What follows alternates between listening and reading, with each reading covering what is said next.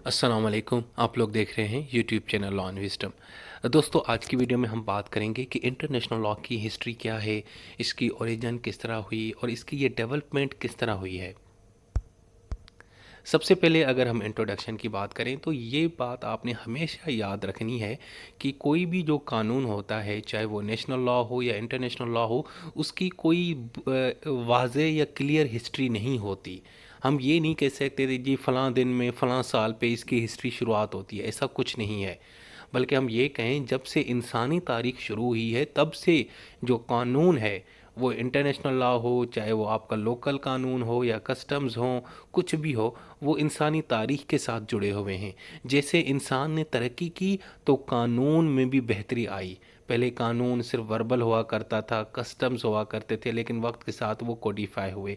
तो जब हम इंटरनेशनल लॉ की बात करते हैं तो वहाँ पे भी यही फार्मूला जो है ना अप्लाई होता है कि शुरू में तो लोग बस आपस में एक ग्रुप बना के रहते थे, लेकिन वक्त के साथ उन्होंने रियासतें बनाई, उन्होंने शहर बनाए, उन्होंने टाउन्स बनाए, उन्होंने अपने इलाके बनाए, उन्होंने बाउंड्रीज़ बनाई, उन्होंने नक्शे बनाए। तो वक्त के साथ रियासतों का कॉन्सेप्ट आया। जब रियासतों का कॉन्सेप्ट वजूद में आया तो ज़ाहिर बात है फिर जब रियासतें बन जाती हैं, मुख्तलिफ़ कंट्रीज़ जब वजूद में आ गए तो फिर उन्होंने आपस में कुछ ताल्लुकात भी रखने होते हैं, आपस में लड़ाई झगड़े भी किए, फिर कुछ दोस्तियां भी की। तो इस सूरत में कहीं ना इंटरनेशनल लॉ की शुरुआत हो जाती है और उन्होंने आपस में जो एग्रीमेंट किए, जो कॉन्ट्रैक्ट किए, तो वही दरअसल एक्चुअली ना वहाँ से हम ये कह सकते हैं कि इंटरनेशनल लॉ की शुरुआत होती है।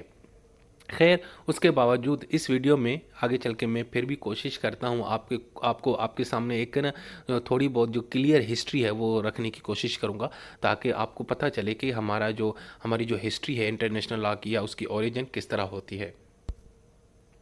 अगर हम ओरिजिन ऑफ इंटरनेशनल लॉ देखें, वैसे तो कोई पता नहीं है, लेकिन सबसे ज़्यादा जो रिपोर्ट एक केस होता है वो ये है कि 13 सेंचुरी बीसी में एक कॉन्ट्रैक्ट हुआ था, एक माहिदा हुआ था। इजिप्ट का एक किंग था जिसको फ़िरौन कहते हैं वो, और एक सीरियन किंग जो शाम मुल्क है उसका एक किंग था, उनका आपस में एक कॉन्ट्रैक्ट हुआ था वार के बाद। यानी आपस में वो लड़ रहे थे, वो थक गए, फिर उन्होंने एक कॉन्ट्रैक्ट किया, एक माहिदा किया, और वो जो कॉन्ट्रैक्ट था वो सिल्वर प्लेट के ऊपर लिखा गया। और उस कॉन्ट्रैक्ट में ये था कि जी किस तरह अमन होगा, हमने कॉपरेशन किस तरह करना है, और जो जो जंग लड़ी गई थी उसमें जो लैंड थे, जो ज़मीनें थीं, वो किस तरह आपस में डिस्ट्रीब्यूट करनी है, ये सारी चीज़ें ज़रा उसके अंदर वाजे थी। ये जो एक्चुअली जो इंसिडेंट हुआ था ना, बहुत से लोग इसको मानते हैं कि यहाँ से इंटरनेशनल लॉ की ओरिजिन होती है बाकायदा तौर पे। यानी बाकायदा तौर पे अगर हम कहें तो यहाँ से शुरुआत होती है। और इसका हमें ये जो एग्जांपल है, ये जो कॉन्ट्रैक्ट हुआ दो किंग्स के दरमियान, ये हमें बताता है कि इंटरनेशनल लॉ की शुरुआत किस तरह हुई। यानी अब दो किंग्स के दरमियान हुआ, इसका मतलब है दो कंट्रीज़ के दरमियान उस हिसाब से देखा जाए एक कॉन्ट्रैक्ट हुआ। तो यही ट्रीटीज़ आज भी होती हैं, आज भी इस तरह एग्रीमेंट होते हैं। ये हम एक पहला एग्जांपल कोड कर सकते हैं ओरिजिन ऑफ इंटरनेशनल लॉ के अंदर। अच्छा जी, उसके बाद सिर्फ ये नहीं बल्कि और भी चीज़ें हुई थी उस ज़माने में। डिप्लोमेटिक रिप्रेजेंटेशन होती थी, एक किंग अपना बंदा दूसरे किंग के पास भेजता था, उसको मैसेंजर बन के जाता था, फिर वो आता था। यानी इस तरह के मेल जोल होते थे। और इवन के जब इनके झगड़े होते थे तो वो आर्बिट्रेशन भी करते थे, सालसी करते थे, आपस में बैठ के उसका सॉर्ट आउट भी करते थे। और ट्रेडिशन भी था असाइलम का, यानी किसी को प्रोटेक्शन भी देते थे। तो मतलब ये जो सारी चीज़ें हैं जो आज के इंटरनेशनल लॉ के अंदर हम इस्तेमाल करते हैं, पढ़ते हैं, ये वहाँ पे उस ज़माने में मौजूद थी। ये तो हो गया पहला इंटरनेशनल लॉ की ओरिजिन जो मैंने आपको बता दी। अब हम यहाँ पे ना इसकी जो डेवलपमेंट है, इसकी ज़रा स्टेजेस की बात करते हैं। इसकी तीन स्टेजेस हैं या तीन पीरियड हैं जिसको मैंने डिवाइड किया है, फर्स्ट पीरियड, सेकंड और थर्ड। पहला जो पीरियड शुरू होता है जब से इंसानी तारीख शुरू होती है, वहाँ से लेकर जब तक रोमन एम्पायर नहीं बनता। आपको पता है रोमन एम्पायर, रोमन सल्तनत एक बहुत बड़ी सल्तनत थी। उसने एक बड़ी तारीख रकम की, कानून की फील्ड में, साइंस की फील्ड में, आर्किटेक्चर की फील्ड में, गवर्नेंस की फील्ड में, पॉलिटिक्स की फील्ड में। उससे पहले क्या सिस्टम था वो मैं आपको बताता हूँ। उससे पहले जनाब ये था कि नस्ल की बुनियाद के ऊपर, मज़हब की बुनियाद के ऊपर लोग आपस में यानी कि रहते थे। तो फिर वो उन्होंने आपस में कुछ ट्रेडिशंस बना दिए थे, कुछ एग्रीमेंट बना दिए थे, اس زمانے میں بھی سفیر ہوتے تھے اور ان کو کچھ امیونٹیز دی جاتی تھیں. اگر کسی کے ساتھ جنگ کرنی ہے تو اس کا کیا اصول ہوتا تھا، کسی کے ساتھ امن کرنا ہے، دوستی کرنا ہے، اس کا کیا تعلقات ہوتا تھا. ٹھیک ہے، باؤنڈریز بنانا شروع کیں. اور جو کنگز تھے ان کے ساتھ ان کو مختلف قسم کے علاقے دے دیے جاتے تھے. اس کنگ کے پاس یہ علاقہ ہے، اس کنگ کے پاس علاقہ یہ ہے. مطلب اپنی سلطنتیں اور جاگیریں انہوں نے بنائی ہوئی تھی. سو یہ جو پہلا پیریڈ ہے، یہاں پہ بھی تھوڑا بہت ہمیں انٹرنیشنل لاء کی جو ہے نا جھلک نظر آتی ہے.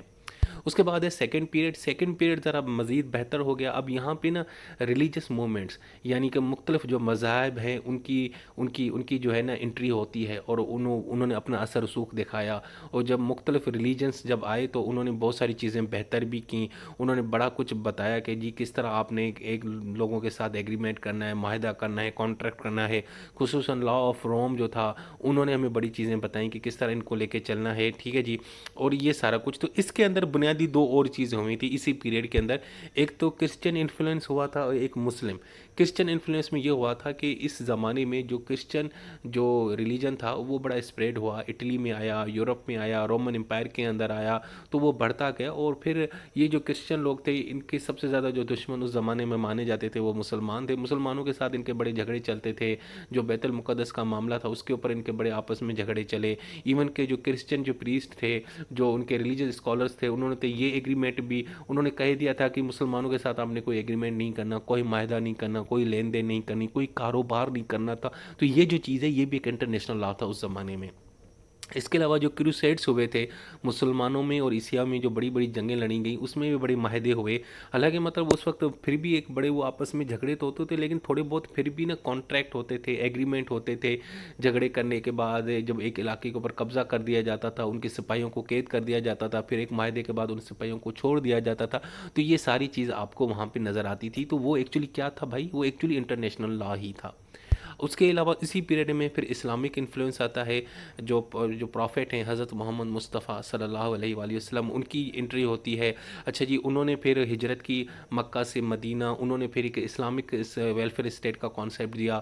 انہوں نے بھی کچھ جو ہے نا انٹرنیشنل قوانین انٹروڈیوس کرائے. انہوں نے یہ بھی کہا تھا کہ اگر آپ نے کسی ملک کے ساتھ جنگ لڑنی ہے، کسی کے ساتھ، تو آپ نے عورتوں کو، بچوں کو اور جانوروں کو اور جناب جو پلانٹس ہیں ان کو کوئی آپ نے نقصان نہیں پہنچانا، بلڈنگس کو نقصان نہیں پہنچانا، گھروں کو نقصان نہیں پہنچانا، جو گارڈنس ہیں اس کو نہیں، اینیملس کو اور ان کو اور پبلک پلیس کو جلانا نہیں ہے، اور جو کمزور لوگ ہیں ان کو معافی دے دینی ہے. مطلب اس طرح کی جو چیزیں تھیں یہ بھی ایکچولی انٹرنیشنل لا ہی تھا اسی زمانے میں. اس کے بعد تھرڈ پیریڈ آتا ہے. اب تھرڈ پیریڈ جو ہے نا ذرا مزید ایوالو ہوتا ہے. تھرڈ پیریڈ میں ہم نے دیکھا ہے کہ چرچ اور جو کنگ ہوتا تھا اس کی آپس میں لڑائی شروع ہو چکی تھی. خصوصاً یورپ کی اگر میں بات کروں تو چرچ جو تھا نا وہ ذرا اب چرچ کی جو پاورز کو لمیٹیڈ کر دیا گیا. چرچ کو کہا کہ آپ صرف ریلیجس میٹرز دیکھیں گے اور جو کنگ صاحب ہیں نا باقی سیکولر میٹرز دیکھیں گے. پھر آگے چل کے 12ویں 13ویں صدی کے اندر جو چرچ ہے، جو پوپ ہے، وہ مزید یعنی ویک ہو جاتا ہے.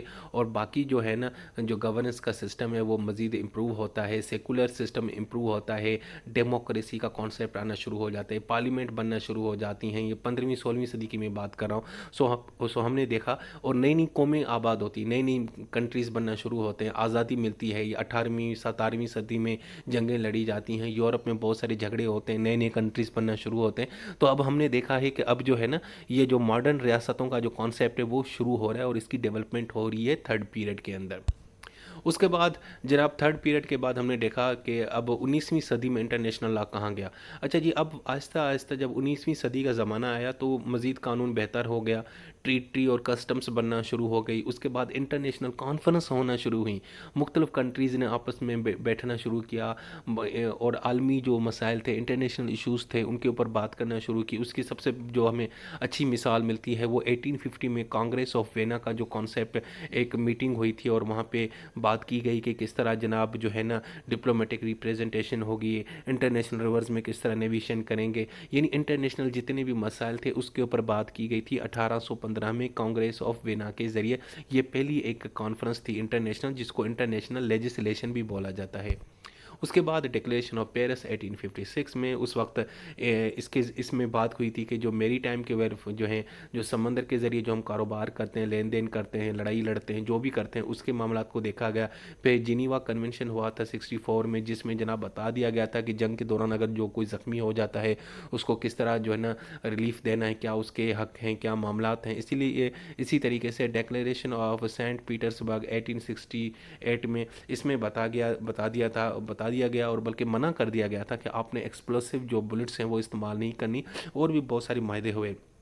پھر ہیگ کانفرنس ہوئی 1899 کے اندر، 1907 کے اندر، اس میں بھی کچھ رولز بتائے دیے گئے کہ جنگ کرنے کے رولز کیا ہوں گے، ایکچولی کس طرح وار شروع کی جائے گی، کس طرح جو اینیمل لوگ ہوں گے یا جو دشمن ممالک کے جو شہری ہوں گے ان کے ساتھ آپ نے ڈیل کیا کرنا ہے، ان کے رائٹس کیا، اچھا جو وہ ریاستیں جو جنگ نہیں لڑتی ان کے کیا رائٹس ہوں گے۔ تو یہ ان سارے معاہدوں کے ان کانفرنس کے اندر ان کو ڈسکس کیا گیا۔ تو یہ تو 19ویں صدی تھی جس میں ہم نے انٹرنیشنل لاء کی دیکھی، اور اس میں ہم نے دیکھا کہ انٹرنیشنل کانفرنسز بڑی ہو رہی تھیں۔ لیکن اب 20ویں صدی میں چیزیں مزید بہتر ہو گئی۔ سب سے پہلے تو جناب جو فرسٹ ورلڈ وار تھی نا، اس کے بعد ایک ادارہ بنایا گیا، ایک لیگ آف نیشنز کے بعد وہ فرسٹ انٹرنیشنل آرگنائزیشن تھی۔ پہلے کانفرنسز ہو رہی تھیں آپس میں، لیکن اب جناب 20ویں صدی میں باقاعدہ طور پہ انہوں نے ایک آرگنائزیشن بنانا شروع کر دی۔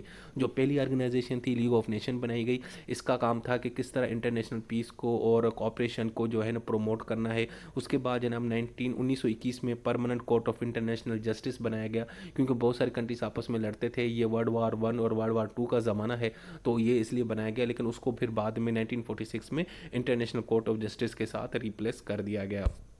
اس کے علاوہ جناب یونائٹڈ نیشن آرگنائزیشن وجود میں آئی 1954 میں، international labour organisation, world health organisation, international civil aviation organisation, international law commission 1947 میں، یہ بھی سارے ادارے یعنی بننے شروع ہو گئی۔ اب یہ کون سا زمانہ چل رہا ہے دوستو؟ یہ 20ویں صدی چل رہی ہے۔ جو 19ویں صدی تھی اس میں صرف کانفرنسز ہو رہی تھیں، ہیگ کانفرنس، جنیوا کنونشن، فلاں فلاں فلاں، لیکن اب یہاں آرگنائزیشن بننا شروع ہو گئی۔ اب ہم دیکھ رہے ہیں کہ کس طرح جو ہمارا انٹرنیشنل لاء ہے وہ ڈیولپ ہو رہا ہے۔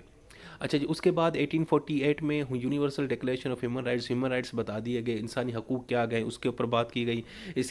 اسی طریقے سے international covenant on civil and political rights کے اوپر بات کی، اکنامک، سوشل اور کلچرل جو رائٹس ہیں اس کے اوپر بات کی گئی۔ اس کے علاوہ کچھ ملٹری جو ہے نا وہ گروپ بننا شروع ہوئے، جیسے نیٹو بن گیا جو امریکہ نے بنایا، وارسا پیکٹ جو سوویت یونین نے بنایا، افریقن یونین بننا شروع ہو گئی، یورپین یونین بننا شروع ہو گئی۔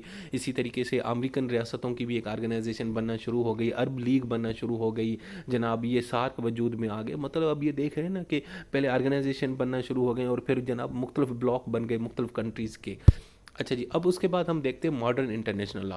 جناب 1980s کے بعد نا گلوبلائزیشن نے پوری دنیا کو نا جکڑ رکھا ہے، اور پوری کی پوری دنیا اب ایک گلوبل ولیج بن چکی ہے۔ اب دیکھیں، اب تو ڈیجیٹل زمانہ ہے، سوشل میڈیا کا زمانہ ہے، یہاں پہ بیٹھ کے آپ یورپ میں، امریکہ میں کسی سے بھی بات کر سکتے ہیں، رابطے میں آ سکتے ہیں، کوئی بھی کاروبار بھی کر سکتے ہیں گھر بیٹھ کے پوری دنیا کے اندر۔